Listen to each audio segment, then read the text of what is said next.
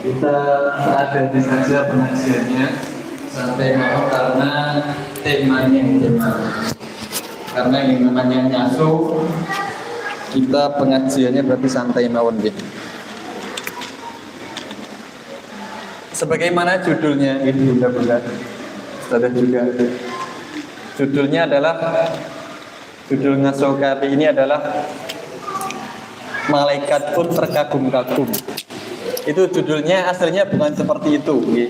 Jadi judulnya adalah hal-hal yang malaikat pun kalau melihat manusia melakukan perbuatan tersebut, maka malaikat itu kagum. Malaikat itu heran, kenapa kok bisa ada makhluk yang namanya manusia itu melakukan perbuatan. Padahal malaikat pun kalau mereka diberi hawa nafsu, mereka tidak akan sanggup untuk melakukan perbuatan tersebut. Ada beberapa hal yang apabila malaikat itu melihat seorang hamba, seorang yang beriman, itu terheran-heran. Malaikat itu suka kalau ada manusia, orang Islam, melakukan beberapa hal. Yang pertama adalah orang yang mendoakan kebaikan bagi muslim yang lain. Dalam hal ini, kita mendoakan kebaikan kepada orang lain, baik orang tersebut itu berbuat buruk kepada kita. Ada orang misalkan dia mendolimi kita, atau dia mengambil hak kita, tetapi kita tetap mendoakan kebaikan atau kita tetap berharap nanti semoga Allah Subhanahu wa taala memberikan yang terbaik untuk dia. Kalau dulu di zaman Nabi Muhammad SAW, beliau pernah berdakwah ke kota yang namanya kota Taif, yang mana kota Taif itu terkenal dengan kota yang mereka itu sangat ngeyel, sangat membangkang. Kemudian Nabi SAW datang ke kota tersebut, Makkah ke Taif itu berdampingan. Jadi Nabi Muhammad ke kota Taif, kemudian begitu Nabi Muhammad SAW datang ke kota Taif, yang terjadi adalah Nabi Muhammad SAW yang pertama dihina. Selain dihina, Nabi Muhammad juga dilempari batu. Bahkan ada seorang sahabat itu menemani Nabi SAW, kemudian dilempari dengan batu, bukan kerikil ini ya, batu, sampai berdarah. Nabi juga sempat berdarah karena dilempari batu oleh penduduk Taif. Yang melempari batu itu bukan orang tua, orang dewasa, bukan. Yang melempari batu, Nabi Muhammad SAW itu dilempari batu oleh anak-anak kecil. Anak-anak kecil itu yang nyuruh juga orang-orang tua mereka. Jadi sebegitu membangkangnya orang-orang Taif karena dakwah Nabi Muhammad SAW. Akhirnya ketika Nabi mendapatkan perlakuan demikian, Nabi mendapatkan perlakuan yang sangat buruk. Kemudian Nabi SAW pulang ke kota Makkah dengan menangis. Nabi SAW pulang ke kota Makkah dengan kesedihan yang sangat mendalam. Di perjalanan Nabi SAW mendapatkan wahyu dari malaikat Jibril bahwasanya ada malaikat penjaga gunung kota Taif itu bersedia untuk menghancurkan kota Taif karena penduduknya itu sangat membangkang. Jadi pangapunten gini ki, bunda-bunda ada yang pernah ke Makkah barangkali? Jenengan pernah tinggal yang gitu. Nah, pernah ke Taif bunda? Pernah ke Taif? Taif. Pernah ke sana ya? Nah, kota Taif, Allah kota Taif, kalau ada yang mengatakan bahwa Taif dulu itu diapit oleh dua gunung, bukit ya bukan gunung. Jadi ada malaikat yang dia itu bersedia untuk menghancurkan kota Taif dengan dua gunung itu disempitkan, tabrakan. Ada malaikat yang bersedia. Karena apa? Karena penduduk kota Taif itu mereka sampai demikian rupa mengganggu dakwah Nabi Muhammad SAW. Tapi apa yang dikatakan oleh Nabi Muhammad ketika ada malaikat yang mengatakan bahwa akan menghancurkan kota Taif dengan gunung? Nabi Muhammad mengatakan bahwa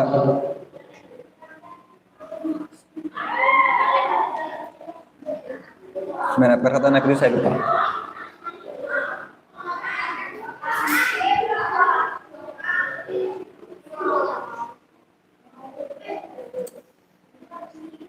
Ya Allah, kalau artinya seperti ini, guys. Ya Allah, saya tidak mengapa mereka itu mengganggu saya. Saya tidak mengapa mereka mendolimi saya. Karena sesungguhnya mereka adalah kaum yang tidak tahu sama sekali apa yang nanti akan terjadi setelahnya. Kemudian Nabi SAW juga mengatakan atau mendoakan kebaikan untuk orang-orang Taif. Kemudian Nabi mengatakan, ana radin ya Allah, ya Rabbi ana radin. Saya itu ridho kalau mereka mengganggu saya. Malam taqdab alainya, selagi engkau tidak murka kepadaku ya Allah. Jadi kota Taif yang mengganggu Nabi Muhammad SAW sedemikian rupa, sampai Nabi berdarah, sampai Nabi dilempari batu, Nabi Muhammad tetap mendoakan kebaikan untuk orang-orang Taif. Nah, kita kalau meniru apa yang dilakukan oleh Rasulullah SAW, maka niscaya malaikat itu kagum. Kok ada tuh manusia yang diganggu sedemikian rupa itu tetap mendoakan kebaikan kepada orang yang mengganggu. Kok ada tuh orang yang mencontoh Nabi Muhammad yang dulu pernah diganggu di kota Taif, kemudian mendoakan kebaikan kepada orang-orang Taif. Jadi ya, hal-hal yang disukai oleh malaikat apabila malaikat itu melihat perbuatan orang beriman. Yang pertama tadi adalah mendoakan kebaikan bagi orang lain. Baik mereka itu berbuat zalim kepada kita, baik mereka itu berbuat jahat kepada kita, tetapi kita tidak mendoakan dengan keburukan. Terus kalau mendoakan keburukan terus gimana? Ya sah-sah saja. Kita didolimi. Kalaupun orang yang didolimi itu doanya pasti juga istajabah atau dikabulkan. Tetapi lebih baik kita mendoakan dengan hal-hal yang baik-baik saja. Kemudian ada hal-hal yang disukai oleh malaikat juga adalah kita mencontoh, kita beriman kepada Nabi Muhammad SAW. Kenapa?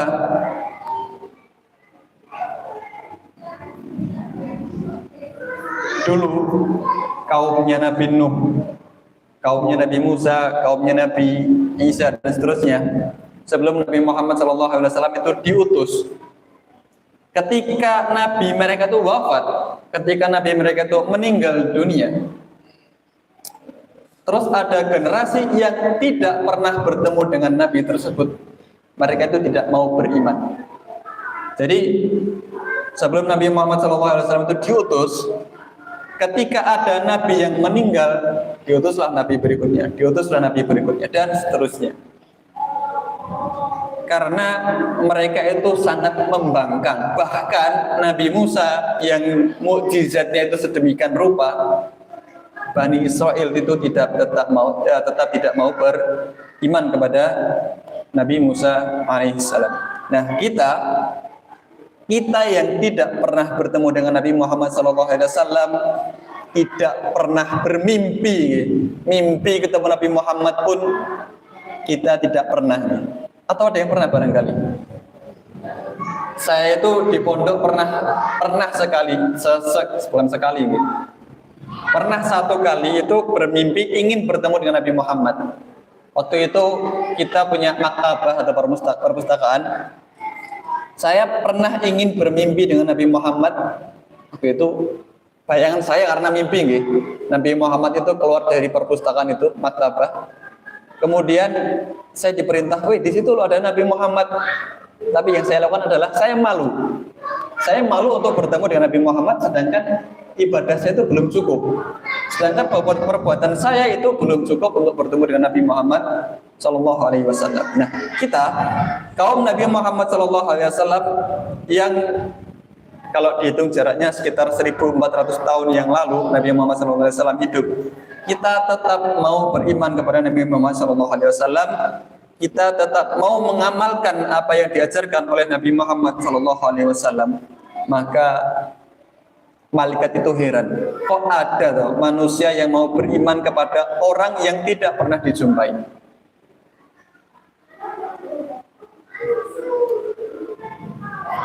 Kemudian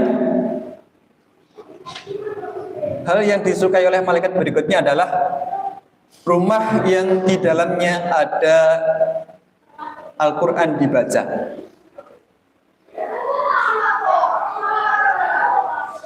Ini ada perkataan, tapi bukan dari Nabi Muhammad SAW, tapi dari Abu Hurairah. Innal baita la yattasi'u ala ahlihi. Sesungguhnya rumah itu dia akan menjadi luas, menjadi lapang untuk penghuninya dan dihadiri oleh malaikat, sedangkan setan-setan itu tidak mau bersinggah di rumah tersebut. Apa itu? Yaitu adalah rumah yang ada Al-Quran dibaca. Ada Al-Quran dibaca.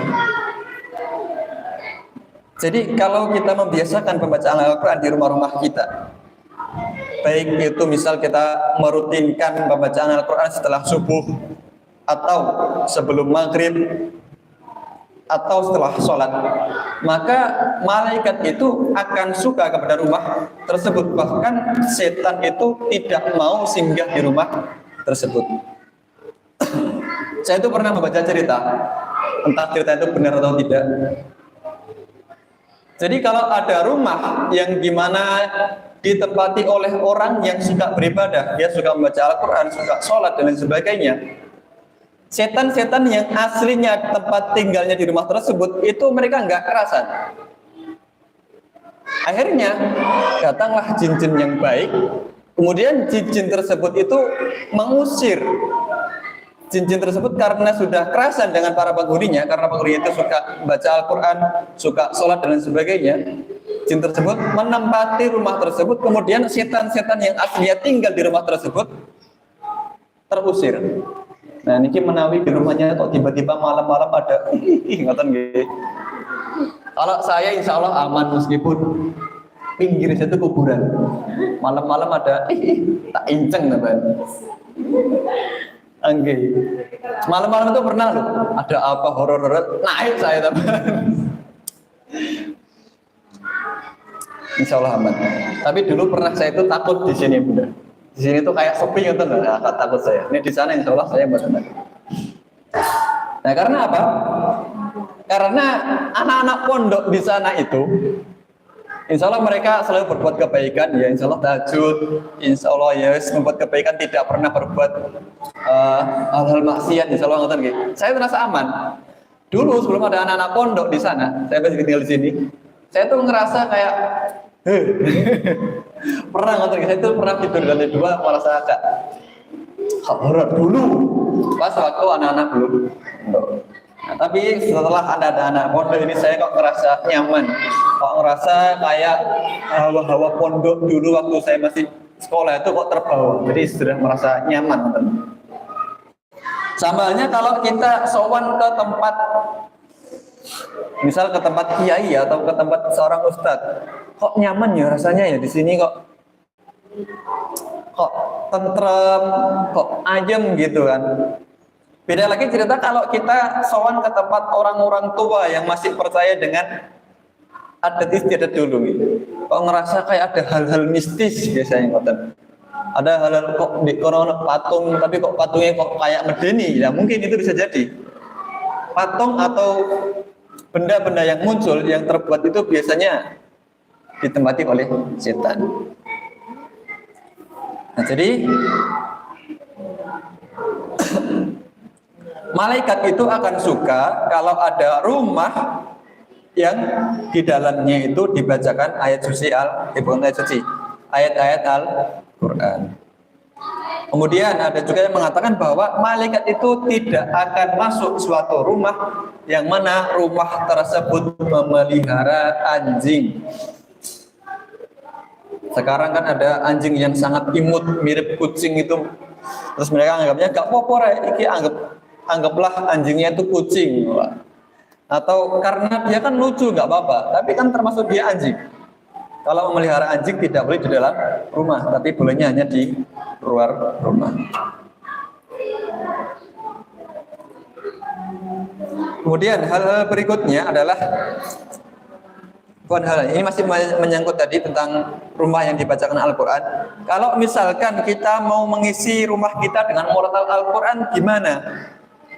Karena saya atau anak saya itu belum bisa baca Al-Quran. Kalau demikian, maka tidak apa-apa. Tidak apa-apa gimana? Karena kita membaca Al-Quran itu masih belum lancar. Terus mungkin juga punya anak yang masih belajar Al-Quran. Kita mau mengisi rumah kita itu dengan murotal, silakan. Nanti mungkin bisa menjadi pembelajaran untuk anak-anaknya, karena sering mendengarkan murotal Al-Quran, mereka bisa sedikit demi sedikit menghafalkan Al-Quran. Ini yang sebenarnya saya tuh pengen kalau anak-anak pondok itu tidur, sedangkan tidur mereka itu disetelkan murotal. Tapi sampai sekarang belum kelakon ya. Doakan saja nanti semoga ketika anak tidur itu bisa nyantai terus mendengarkan Al-Quran. Tiba-tiba ngelindur terus baca Al-Quran lagi. Masya Allah ya. Kemudian rumah yang di dalamnya ada zikir dan sholat sunnah.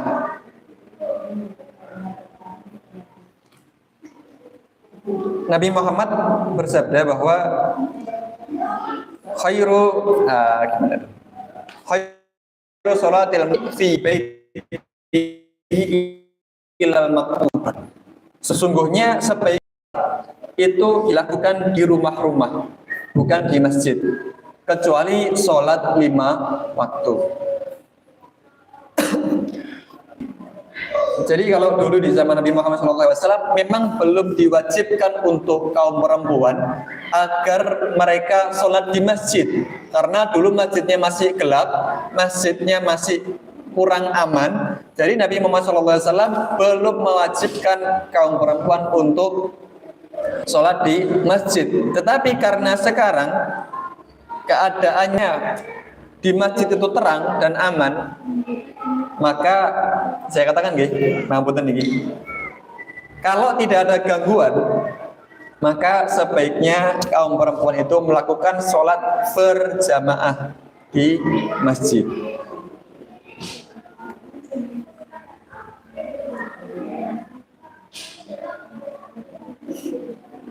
Tetapi tidak menafikan kalau ada seseorang yang menganggap bahwa sholat perempuan di rumah itu juga boleh. Tetapi kalau dari hadis ada yang mengatakan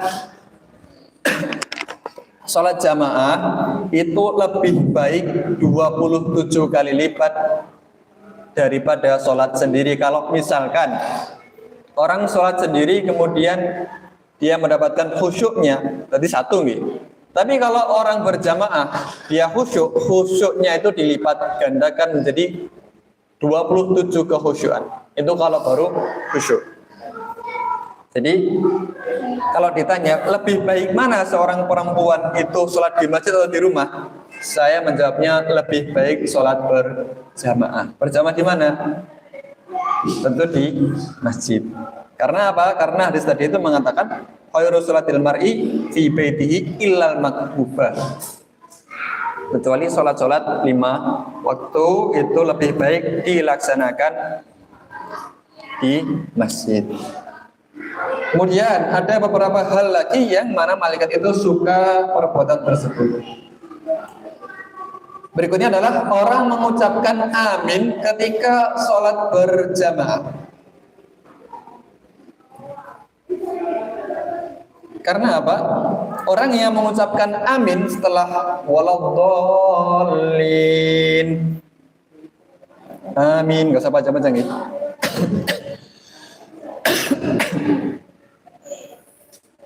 Ketika dia mengucapkan amin, sedangkan aminnya itu pas yang diucapkan oleh malaikat, maka semua doa-doa yang dibacakan dalam surat Al-Fatihah itu diijabahi oleh Allah Subhanahu wa taala.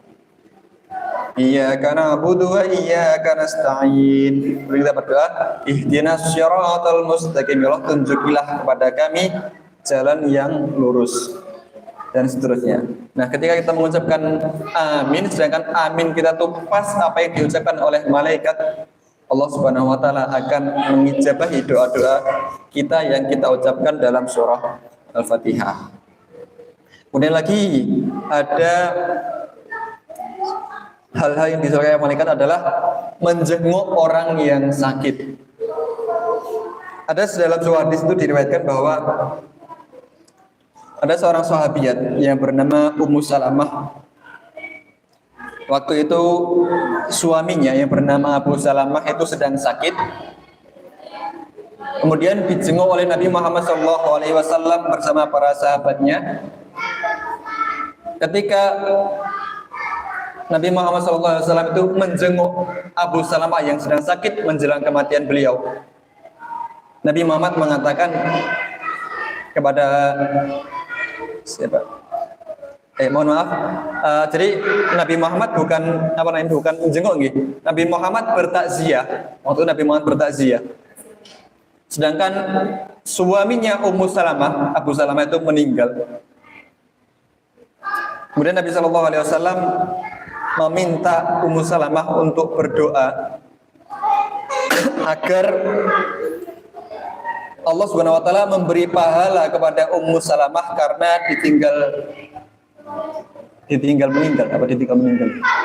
tinggal wafat oleh suaminya, agar diberi pahala, kemudian meminta ganti yang lebih baik dari Abu Salamah. Kemudian Nabi juga mengatakan, barang siapa yang berdoa ketika menjenguk orang sakit atau bertakziah, maka niscaya malaikat itu akan mengabulkan doanya. Karena apa? Karena ketika ada orang sakit kemudian dijenguk oleh saudaranya yang muslim, atau ada orang yang meninggal kemudian ada seorang muslim yang bertakziah, maka ada malaikat yang siap mengamini doa orang muslim tersebut. Nah, lanjut dari cerita tadi, cerita Ummu Salamah yang ditinggal wafat oleh suaminya. Lantas Ummu Salamah berdoa ketika dijenguk oleh Nabi Muhammad SAW, Allahumma ajurni atau Allahumma ajirni fi musibati wa akhlifni khairan minha.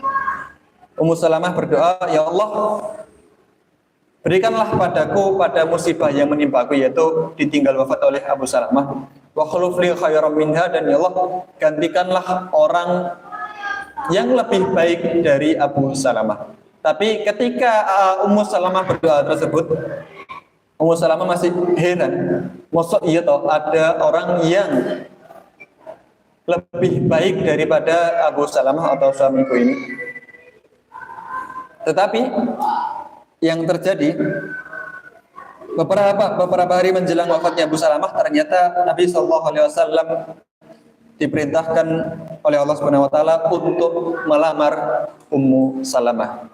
Seketika Ummu Salamah tersadar bahwa doanya, ya Allah, berikanlah ganti yang terbaik daripada Abu Salamah. Ternyata satu-satunya orang tersebut adalah Nabi Muhammad SAW, yang mana beliau adalah khairul bashar atau sebaik-baik manusia. Ada beberapa hal lagi yang mana malaikat itu suka hal tersebut, tapi mungkin tidak bisa saya sebutkan semuanya, gitu, atau tidak bisa saya jelaskan satu persatu.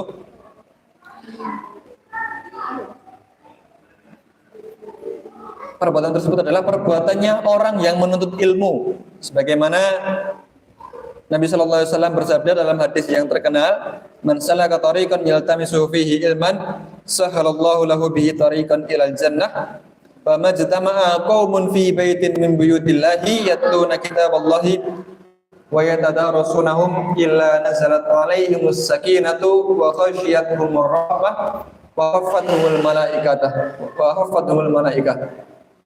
Barang siapa yang dia menuntut ilmu, dia membaca Al-Quran, dia membaca atau mempelajari hadis-hadis Nabi Muhammad SAW fi baitin min buyutillah, di rumah-rumah Allah, maka akan turun pada mereka itu ketenangan. Selain ketenangan juga mereka mendapatkan rahmah, kemudian mereka juga akan dinaungi oleh malaikat-malaikat. Wadzakarallahu fi man indah, dan Allah Subhanahu wa taala itu akan menyebut nama hamba tersebut kepada malaikat yang di hadapan Allah Subhanahu wa taala. Kemudian juga ada juga perbuatannya orang yang sedang duduk menunggu waktu sholat. Orang yang datang ke masjid kemudian dia melakukan sholat sunnah, kemudian dia duduk untuk menunggu sholat tersebut.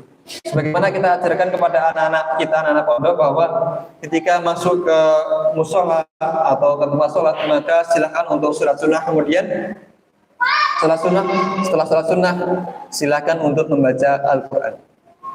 Kita sudah mengajarkan kepada anak-anak pondok seperti demikian.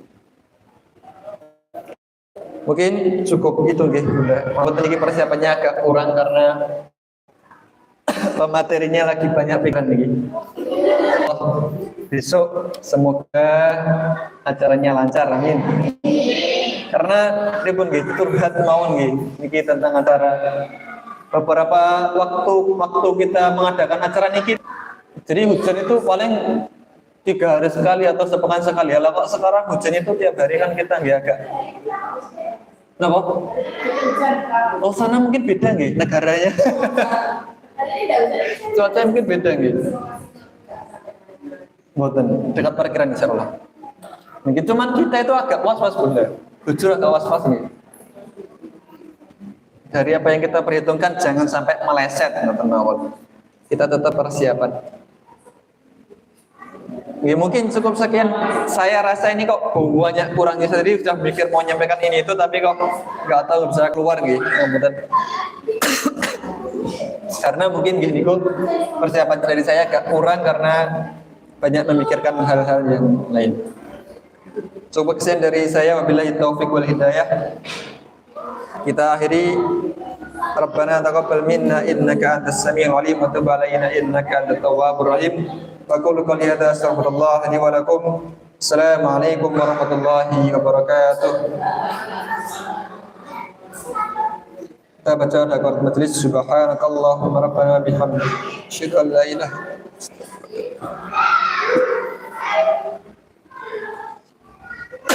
Semoga kalau ada yang mau